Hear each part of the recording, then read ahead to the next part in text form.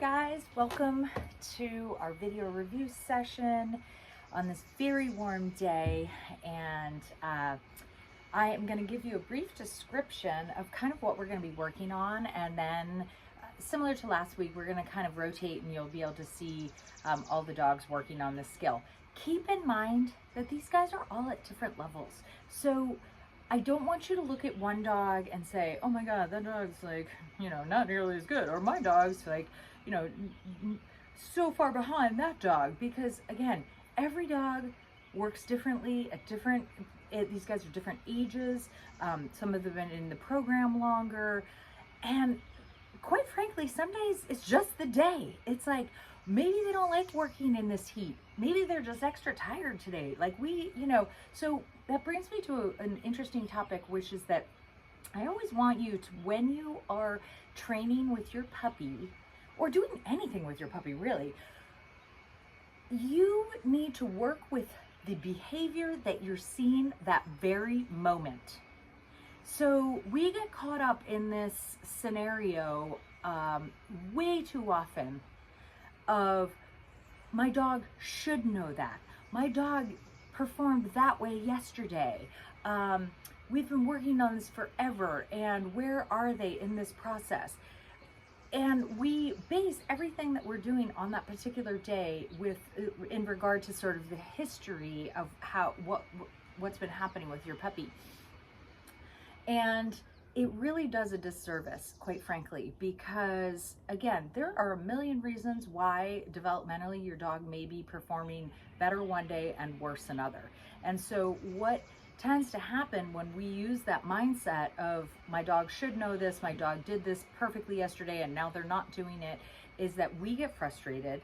We keep expecting the dog to change their behavior in that training session, and we don't create an environment where the dog can be successful.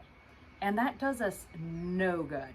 So what I always tell people, and I remind myself of this all the time, is I need to work with what I have at this exact moment. So if that means that I need to go back, let's say yesterday my dog was doing a down with no lures, and I didn't have to point to the ground. I didn't have to do anything. Maybe I could gain some distance, and they were doing this beautiful down. And today they're looking at me like they've never heard that word before. Sound familiar? So what I want to do in that situation is go back and make this behavior easier for the dog. So if I have to go back to a food lure, go back to a food lure a couple times, get the dog sort of in the good thinking mind, have some success, relax a little bit, giggle about it. Who cares? Like, it's, they'll get there. But frustration and expectation, again, has sort of no place in this process. So remind yourself of that every day when you're with your puppy. So today we're going to be working on a skill. We're starting to introduce stay. And again, I want you to think more globally in the respect that when I'm working with a puppy and I start to make things more difficult, there are three different things that are really involved, and we break them down into individual units. So we refer to them as the 3 Ds: distance, duration, and distraction. So what that means is anytime I change one of those, it becomes more difficult. So distance is, how close am I to the dog when I'm asking for a behavior? Am I right next to them? Am I 10 feet away, etc.? So that's distance. Duration is, how long am I asking the dog to do this behavior? And then finally, what we're looking at is distraction. What is happening around the puppy in any given moment? And what I tend to find with clients and just sort of novice trainers in general is that we do a lot of grouping of variables together. So if we're working on stay, we're trying to tell the dog not to move, look at our watch and try to do a particular duration, and then walk away a certain number of feet.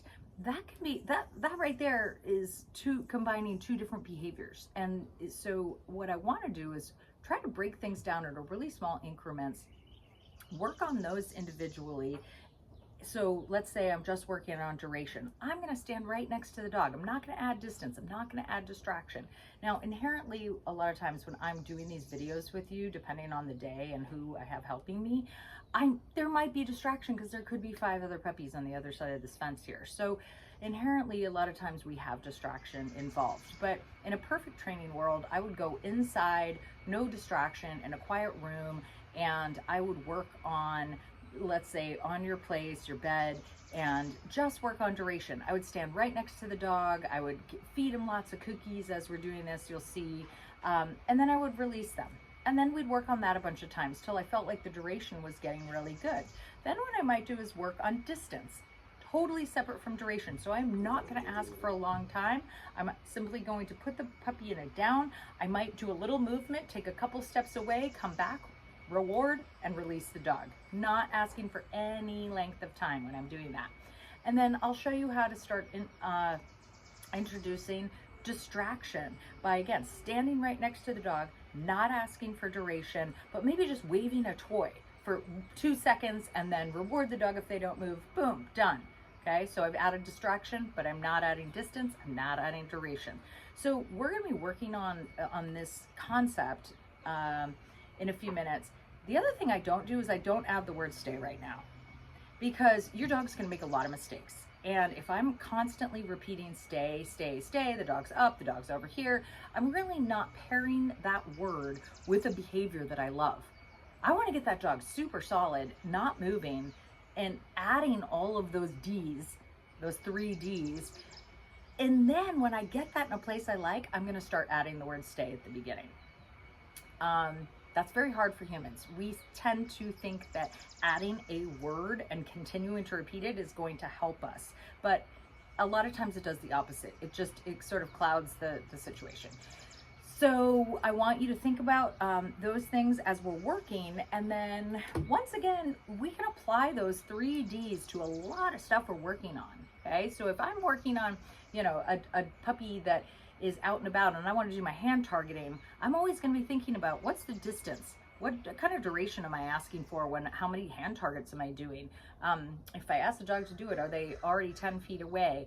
And what's the distraction level around the dogs? Every time we change those variables, it makes it more difficult for your puppy. So we're concentrating on breaking things down into small segments this week. And then we are going to see what this looks like for each of these guys and watch what I do, how I respond to the puppy, if we're doing well or if we're not making a lot of progress. Okay, so hold tight. We'll see you in a second.